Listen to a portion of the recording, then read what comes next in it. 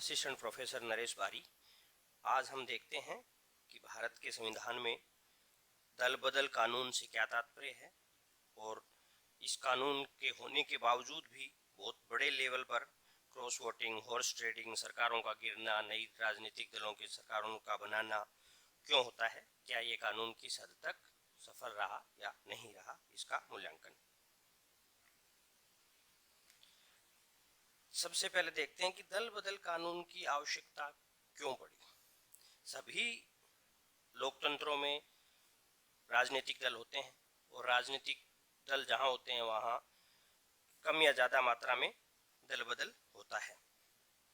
लेकिन भारत के संदर्भ में क्या हुआ कि बहुत बड़े स्तर पर यह होने लग गया। 1960 में के दशक में जब 1967 में कांग्रेस सरकार बहुत सारे राज्यों में हार गई और सरकार बनाने में विफल रही, तो उन 3-4 सालों में बहुत बड़े स्तर पर दल बदल हुए। इनका एक आंकड़ा है कि इन 3 सालों में 142 दल बदल संसद में हुए, 1969 दल बदल विभिन्न राज्यों की विधानमंडलों में हुए, 42 सरकारें अपदस्थ हुई और 212 दल बदल सांसदों या विधायकों को मंत्री पद दिया गया। हरियाणा पहला राज्य बना जहां कांग्रेस की सरकार गिरी और दल बदलू को मुख्यमंत्री पद मिला। उस टाइम एक पदबंध चला, आयाराम गयालाल या आयाराम गयाराम भी कहते हैं। ये गयालाल नाम के विधायक थे हरियाणा के, जिन्होंने मात्र 9 घंटे में 2 बार दल बदला और 15 दिन में 3 बार दल बदला। तब यह पदबंध भारतीय राजनीति में प्रचलित हो गया कि जो दल बदलू होते हैं उनके लिए। दल बदल कानून से तात्पर्य क्या है। दल बदल कानून दरअसल 1985 में 52वें संविधान संशोधन के द्वारा भारतीय संविधान में 10वीं अनुसूची जोड़ी गई। इसी अनुसूची को ही दल बदल कानून कहते हैं। 1985 में इन 4 अनुच्छेदों में संशोधन किया गया और फिर 2003 में 91वें संविधान संशोधन द्वारा कुछ संशोधन किए गए इन प्रावधानों में। वो प्रावधान क्या थे वो आगे देखते हैं। दल बदल कानून के प्रावधान किस पर लागू होते हैं, यानी यह किनको कवर करता है। राजनीतिक दल के सदस्य यानी वो एमपीज और एमएलए जो किसी पॉलिटिकल पार्टीज की सीट पर चुनाव लड़कर आए हैं। निर्दलीय सदस्य यानी जिन्होंने निर्दलीय उम्मीदवार के रूप में सदन में प्रवेश पाया है। और मनोनीत सदस्य यानी नाम निर्देशित सदस्य जो प्रेसिडेंट या गवर्नर के द्वारा नियुक्त सदस्य हैं। अर्थात सभी सदस्य इस कानून के दायरे में आते हैं, क्योंकि किसी भी सदन में 3 ही तरह के सदस्य होते हैं। या तो वो पॉलिटिकल पार्टीज के टिकट पे चुनाव लड़के आते हैं, निर्दलीय होते हैं या मनोनीत होते हैं। कौन होता है दल बदलू, यानी इस कानून की परिभाषा के अनुसार कौन व्यक्ति दल बदलू कहलाता है, कौन व्यक्ति डिफेक्टर कहलाता है।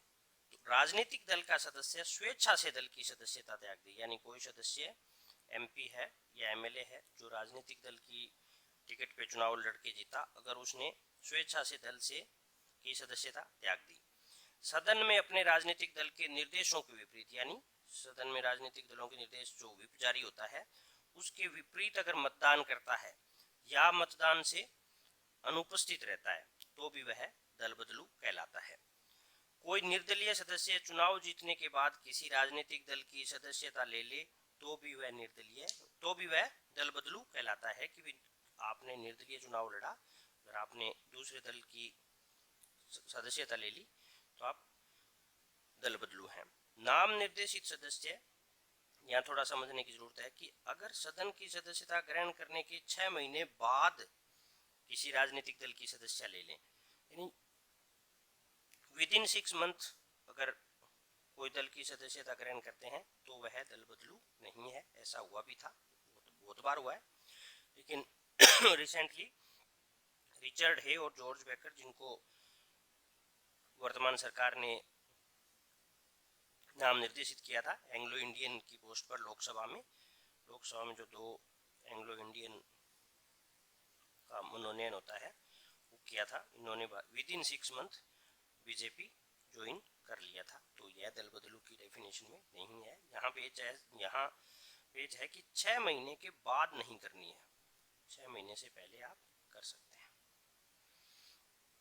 अगर उपरोक्त जो हमने पहली स्लाइड में देखी कि कौन कौन व्यक्ति दल बदलू हो सकते हैं, तो अगर कोई उम्मीदवार, कोई एमएलए एमपी दल बदलू है तो उसके दल बदलू होने का क्या प्रभाव होगा, उसकी सदन की सदस्यता से उसे निरर्हक माना जाएगा। 10वीं अनुसूची 1985 में यह प्रावधान कर दिया था। उसे मंत्री पद नहीं मिल सकता। यह 2003 में 91वें संविधान संशोधन से यह प्रावधान किया गया। और लाभ के पद के लिए वह निरर्हक होगा, अर्थात न तो वह सदन का सदस्य रहेगा, न उसे उस प्रावधान का उपयोग करके कि कोई मंत्री 6 महीने तक बिना संसद का सदस्य हुए भी मंत्री बन सकता है, तो उस प्रावधान के तहत उसे मंत्री नहीं बनाया जा सकता। और ना ही संसद के बाहर उसे कोई ऑफिस ऑफ प्रॉफिट या लाभ के पद पर नियुक्त किया जा सकता।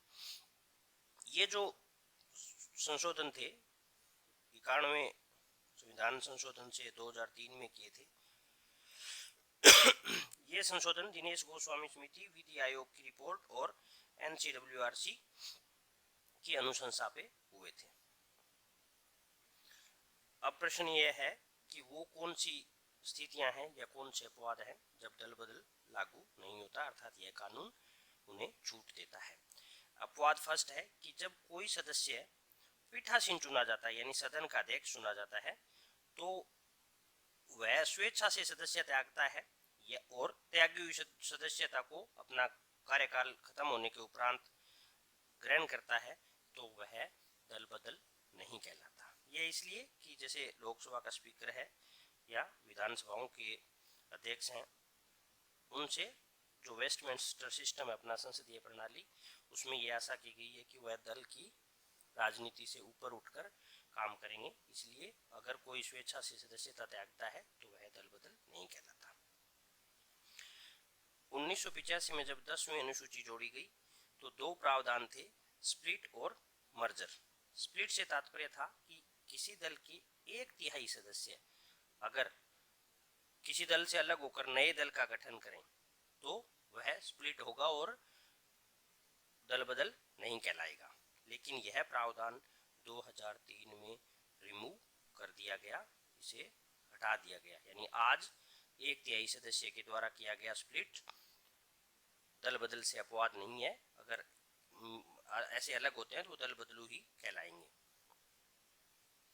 मर्जर था यानी विलय। किसी दल के अगर 2/3 सदस्य दूसरे दल में विलय हो जाएं तो नया दल बना ले तो भी वह दल बदलू नहीं कहलाते। तो किसी भी दल के 2/3 सदस्य होने का अर्थात बहुत बड़ी संख्या में अगर एमएलए या एमपी अलग दल बनाते हैं या किसी दूसरे दल में मिलते हैं, तब वह दल बदल के दायरे से, कानून के दायरे से मुक्त हो पाएंगे। यानी इस कानून ने स्मॉल लेवल पर होने वाले दल बदल पर पूर्णतया रोक लगा दी। अगर बहुत बड़ी मात्रा में कोई दल बदल होता है तो उससे छूट प्रदान है। 2/3 सदस्य काफी अधिक होते हैं किसी दल की सदस्यता के लिए। व्हिप के उल्लंघन के मामले में राजनीतिक दल ने 15 दिनों के भीतर अगर समाधान कर दिया तो, यानी अगर किसी सदस्य ने पार्टी निर्देशों के विरुद्ध मतदान किया या अनुपस्थित रहा तो वह कानून की परिभाषा में दल बदल है। लेकिन अगर 15 दिन के भीतर राजनीतिक दल उसे माफ कर दे तो वह दोषी नहीं माना जाता। अब प्रश्न यह है कि कौन निर्णय लेता है कि दल बदल हुआ या विलय हुआ। दल परिवर्तन से उत्पन्न निरर्हता संबंधी प्रश्न का निर्णय सदन का अध्यक्ष करता है। सदन का अध्यक्ष यानी मामला लोकसभा में है तो लोकसभा का स्पीकर, अगर राज्यसभा में है तो राज्यसभा का अध्यक्ष, अगर मामला विधानसभा में है तो विधानसभा का अध्यक्ष, और विधान परिषद में है तो विधान परिषद का अध्यक्ष। सदन के अध्यक्ष की इन उपबंधों को लागू करने के लिए नियम बनाने की शक्ति है। यानी जो सदन का अध्यक्ष है वो रूल बनाएगा कि कैसे मामला सामने रखा जाएगा, कैसे निर्णय लिया जाएगा, और ऐसे नियम सदन के समक्ष 30 दिन के ये रखे जाने की आवश्यकता है, सदन इन नियमों में संशोधन कर सकता है। ये तो शुरुआत के लिए प्रावधान था, ऐसे नियम सब विभिन्न सदनों ने बना लिए हैं। क्योतो ओलोन मामले में सर्वोच्च न्यायालय ने निर्णय दिया कि सदन के अध्यक्ष का निर्णय जुडिशियल रिव्यू के दायरे में है।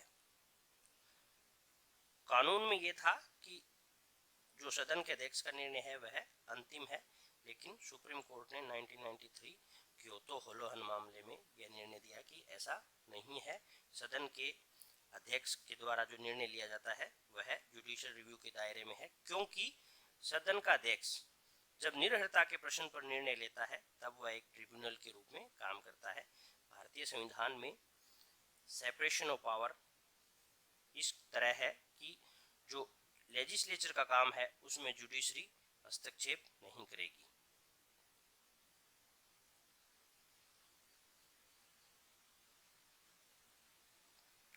लेकिन यहाँ कोर्ट ने कहा कि यह काम लेजिस्लेचर का लेजिस्लेशन वाला काम नहीं है। एक जब वह ये काम करता है तब वह एक ट्रिब्यूनल के रूप में काम करता है, इसलिए हम जुडिशियल रिव्यू कर सकते हैं। और ऐसा हम आगे उदाहरण देखेंगे। मणिपुर का उदाहरण मुख्यतः जब कोर्ट ने उसमें इंटरफेयर किया। अब यह प्रश्न है कि हमने जो ये पढ़ा कि 1/3 सदस्य स्प्लिट का पहले प्रावधान था जो अब नहीं है, और अब दल बदल का प्रावधान है कि 2/3 सदस्य अगर विलय करते हैं तो वह कानूनी रूप से वैध है। तो यह 1/3 या 2/3 किसका? यह 1/3 या 2/3 है लेजिस्लेचर पार्टी के कुल सदस्यों का। तो लेजिस्लेचर पार्टी क्या होती है? लेजिस्लेचर पार्टी होती है सदन में किसी राजनीतिक दलों के सभी सदस्यों से मिलकर यह बनी होती है। यानी किसी सदन में, जैसे फॉर एग्जांपल राज्यसभा में किसी राजनीतिक दल के अगर 10 उम्मीदवार हैं तो उसके 2/3 उम्मीदवारों से यह है, उसके 2/3 उम्मीदवार अगर दल विलय करते हैं तो वह वैध होता है। इन 10 सदस्यों से मिलकर यह लेजिस्लेचर पार्टी बनी होती है। अगर राज्यसभा में किसी राजनीतिक दल के अगर 2 ही उम्मीदवार हैं तो ये 2 उम्मीदवार ही लेजिस्लेचर पार्टी है, भले ही उस राजनीतिक दल का दूसरे राज्यों की विधानसभाओं में या लोकसभा में और एमपीज या एमएलएज हों। लेजिस्लेचर पार्टी से तात्पर्य उस सदन में किसी राजनीतिक दल के सदस्यों से मिलकर बना होना है। जैसे उदाहरण लेते हैं कि जैसे टीडीपी के तेलुगु देशम पार्टी के 6 एमपी हैं राज्यसभा में, तो इन 6 सदस्यों से लेजिस्लेचर पार्टी बनी। अगर इन 6 सदस्यों का 2/3 दल बदल करते हैं तो उनकी सदन की सदस्यता बनी रहेगी, यानी उन्हें दल बदल कानून में जो सजा का प्रावधान है वो उन्हें नहीं मिलेगा। और ऐसा हुआ भी। टीडीपी के 4 सदस्यों ने बीजेपी की सदस्यता ले ली 2019 में। 4 का मतलब 2/3 सदस्य हुए, तो 2/3 सदस्य चूंकि पार्टी चेंज कर सकते हैं तो उन्होंने ऐसा किया भी। तो लेजिस्लेचर पार्टी से तात्पर्य उस सदन के कुल सदस्यों की संख्या से है, उस राजनीतिक दल की। दूसरा उदाहरण है, बसपा के 6 विधायक थे राजस्थान विधानसभा में, उन 6 के 6 सदस्यों ने लेजिस्लेचर पार्टी बनी और कांग्रेस ज्वाइन कर ली, तो कोई आंच उन पर नहीं आई। और यह भी 2 बार हुआ, 2013 और 2020 में। यहाँ हम ये देखते हैं कि जैसे बीएसपी है तो राजस्थान में विधानसभा में उसके 6 एमएलए थे। भले ही बीएसपी के पूरे भारत में कितने ही एमएलए हों, वो उनका कुल का 2/3 नहीं देखा जाता, सिर्फ और सिर्फ उस सदन में उस राजनीतिक दल के कितने सदस्य हैं। कानून के बावजूद क्यों हो रही है दल बदल, हॉर्स ट्रेडिंग, क्रॉस वोटिंग? क्या राज्यसभा, उपराष्ट्रपति और राष्ट्रपति के चुनाव में दल बदल कानून के प्रावधान लागू होते हैं? सीपीएम के राजस्थान में विधायक अभी जो 2019 में 19 जून को चुनाव हुए थे, तो उसमें सीपीएम के विधायक श्री बलवान जी पूनिया ने पार्टी विप के निर्णयों की अवहेलना की।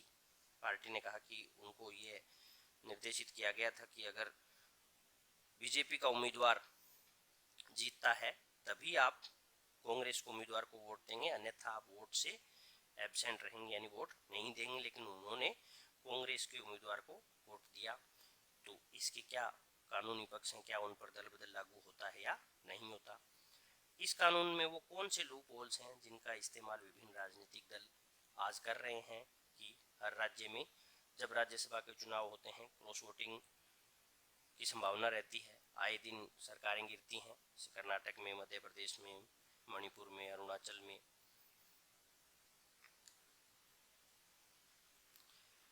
सर्वोच्च न्यायालय ने Kuldeep Nair versus union of India में 2006 में निर्णय दिया कि दल बदल कानून सदन के बाहर होने वाले मतदान को कवर नहीं करता है और राज्यसभा, उपराष्ट्रपति और राष्ट्रपति के चुनाव हैपनिंग आउटसाइड द हाउस गतिविधि हैं, यानी यह सदन के बाहर होने वाली गतिविधि है।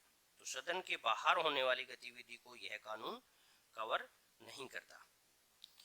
तो राज्यसभा, उपराष्ट्रपति और प्रेसिडेंट के चुनाव पे दल बदल लागू नहीं होता। तो यहाँ हमने देख लिया कि जो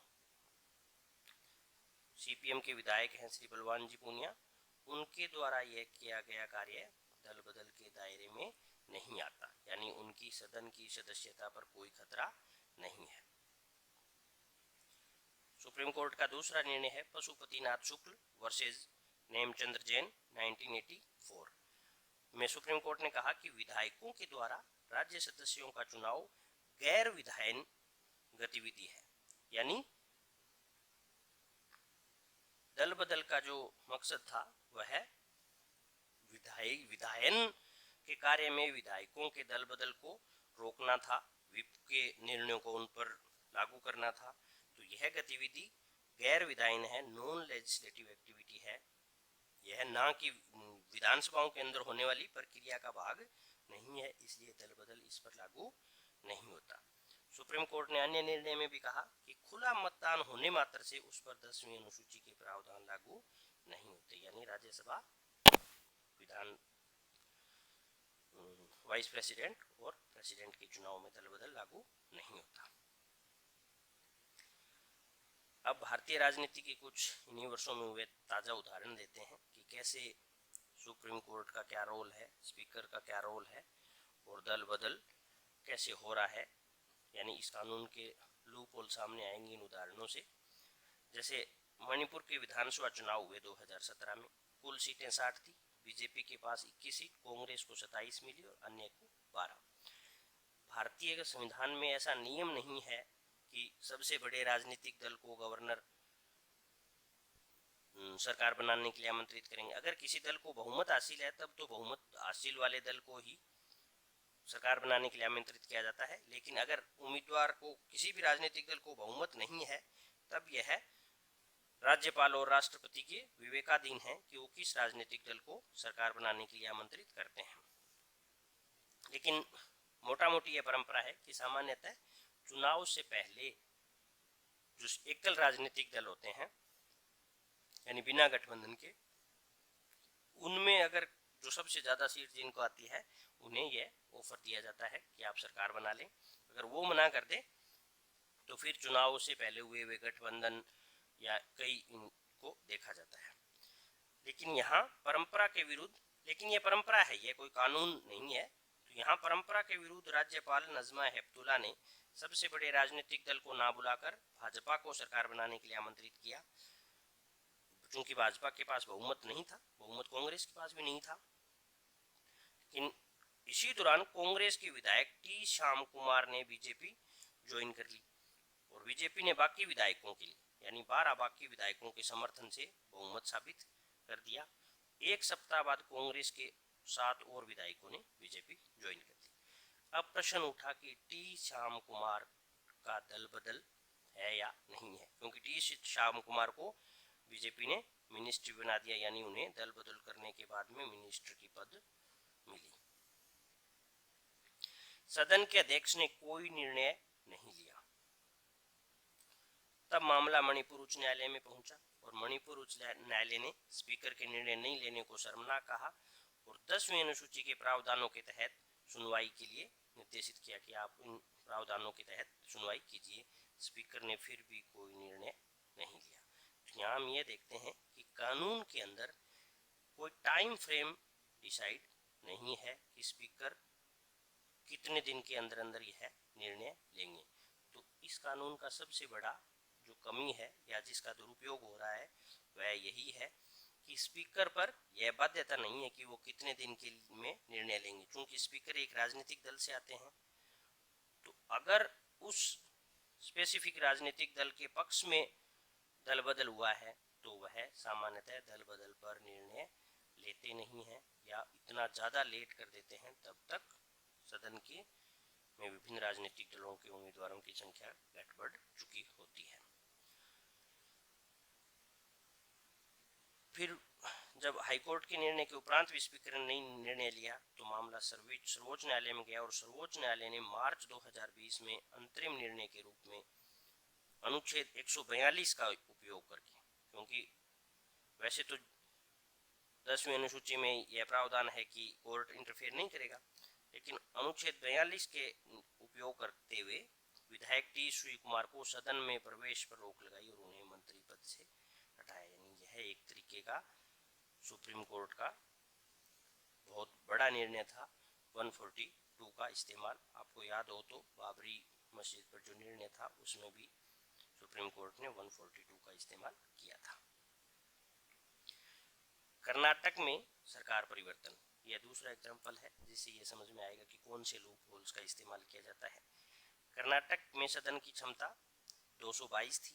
बीजेपी को 104 सबसे बड़े दल के नाते इनको बहुमत साबित करने के लिए आमंत्रित किया गया, लेकिन बीजेपी के सीएम उम्मीदवार श्री येदियुरप्पा बहुमत साबित नहीं कर पाए, तो जेडीएस और कांग्रेस के बहुमत से एचडी कुमारस्वामी मुख्यमंत्री बने।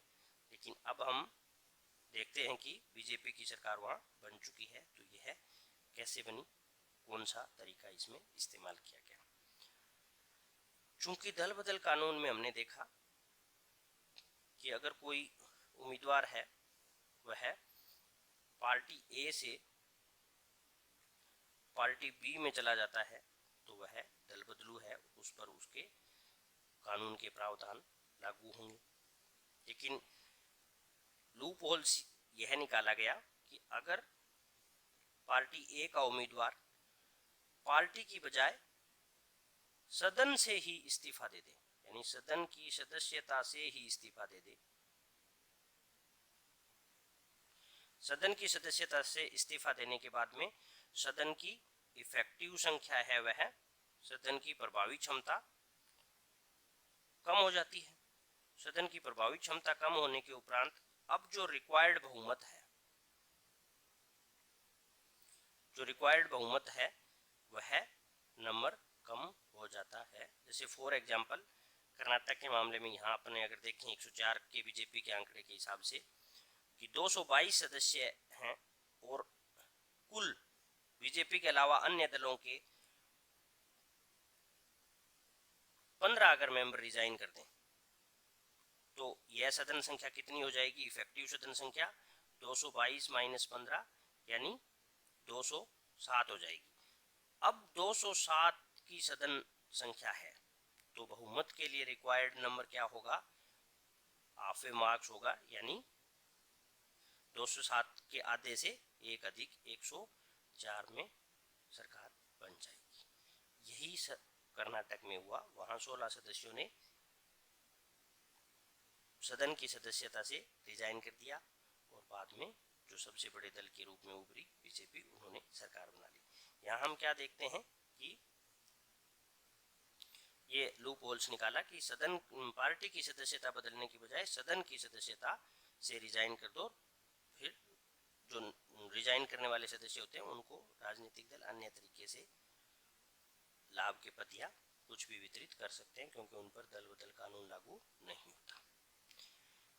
राजस्थान में क्या हुआ, राजस्थान के विधानसभा चुनाव जब हुए तब हमें पता है कि आंकड़ा था कि 200 सीटों में 199 पे चुनाव हुए थे। कांग्रेस के पास 100 थी, बीजेपी के पास 73, बसपा के पास 6 और अन्य के पास 20 थी। लेकिन आज अगर आप राजस्थान विधानसभा की साइट पर जाके देखेंगे तो वहां आंकड़ा भारतीय जनता पार्टी का 72 और कांग्रेस का 107 दिखाता है। तो ये जो 7 सदस्य हैं ये कौन है, ये एक उन्होंने उपचुनाव में टिकट जीती और 6 बसपा के उम्मीदवारों ने कांग्रेस ज्वाइन कर ली। तो यह कैसे हुआ कि कोई भी लेजिस्लेचर पार्टी के, हमने देखा था कि कोई भी लेजिस्लेचर पार्टी के अगर 2/3 सदस्य दूसरी पार्टी को ज्वाइन करते हैं तो दल बदल लागू नहीं होता। यहाँ बसपा के 6 उम्मीदवार यानी 2/3 तो क्या, यहाँ तो सभी उम्मीदवारों ने जब दल बदल किया तो वह दल बदल नहीं है। तो हमने देखा कि सबसे ज्यादा जो कौन से लूप होल्स का इस्तेमाल होता है, एक होता है जो टाइम फ्रेम नहीं दिया हुआ है उसका, तो स्पीकर सामान्यतः निर्णय नहीं लेते हैं, और दूसरा जो सदन की सदस्यता से रिजाइन करके प्रभावी संख्या को कम किया जाता है ताकि कम बहुमत से ही सरकार बन जाए। अब इस कानून का मूल्यांकन अगर हम इस पैरामीटर्स पे करते हैं कि इसने स्टेबिलिटी को बढ़ाया है, अवसरवादिता, दल बदल से जो खरीद फरोख्त हो रही थी, उम्मीद एमएलए एमपी को मौका देखते दूसरी पार्टी में चले जाते थे, सरकारें गिर जाती थी, फिर सरकार गिरा देते थे, जैसे गयालाल के मामले में हुआ, तो उस पैरामीटर पर डेफिनेटली यह काफ़ी हद तक सफल है, इसने स्टेबिलिटी प्रदान की है। यानी दल बदल करने के लिए बहुत बड़ी संख्या की आवश्यकता है, 1 2 2 4 5 एमएलए एमपी सामान्यतः दल बदल नहीं करेंगे, वह करेंगे तो उन्हें भुगतना पड़ेगा। 2/3 जो लेजिस्लेचर पार्टी की संख्या होती है वह काफ़ी बड़ी संख्या होती है। दूसरा पैरामीटर्स पे अगर हम परखें कि इसने लेजिस्लेचर यानी एमएलएज और एमपीज की जो फ्रीडम है उसको प्रभावित किया है नेगेटिवली। सही है कि एमएलएज और एमपी जो जनता के प्रतिनिधि हैं और ये आशा की जाती है कि वो अपने स्वतंत्र इच्छा से सही गलत का निर्णय लेंगे सदन में, तो उस क्षमता को इसने प्रभावित किया है। कोई भी एमएलए या एमपी अपनी पार्टी के विप के अगेंस्ट ना तो वोट कर सकता और ना ही एब्सेंट रह सकता, इससे उनकी जो स्वतंत्रता है वह कम हुई है। पार्टी सिस्टम के हिसाब से अगर देखें तो विप की जो पावर है वह बहुत ज़्यादा बढ़ गई है, क्योंकि विप का निर्णय की अवहेलना उनकी सदन की सदस्यता से मुक्ति का प्रावधान है। तो यह एक तरीके से बहुत बड़ी सजा है। Constitutional validation of political party, इस संविधान संशोधन से राजनीतिक दलों को एक तरीके से संवैधानिक मान्यता मिल गई। संविधान में अन्यत्र कहीं राजनीतिक दलों का उल्लेख नहीं है। Limited to small level defection, यानी इसका जो प्रभाव है वह छोटे लेवल के दल बदल पर ही लागू है। हमने देखा कि अगर 2/3 सदस्य दल बदल करें तो यह कानून लागू उन पर नहीं होता। लूप होल्स हमने देख लिया। एक लूप होल्स ये था कि यह हाउस के बाहर जो गतिविधियां हैं उनको कवर नहीं करता। फॉर एग्जाम्पल जैसे राज्यसभा का चुनाव है, इसीलिए राज्यसभा के चुनाव में एक झुंड की तरह बसों में बैठा बैठा कर, होटलों में कैद करके उम्मीदवारों को रखा जाता है ताकि दूसरे दल के उम्मीदवार उन्हें आकर्षित कर क्रॉस वोटिंग या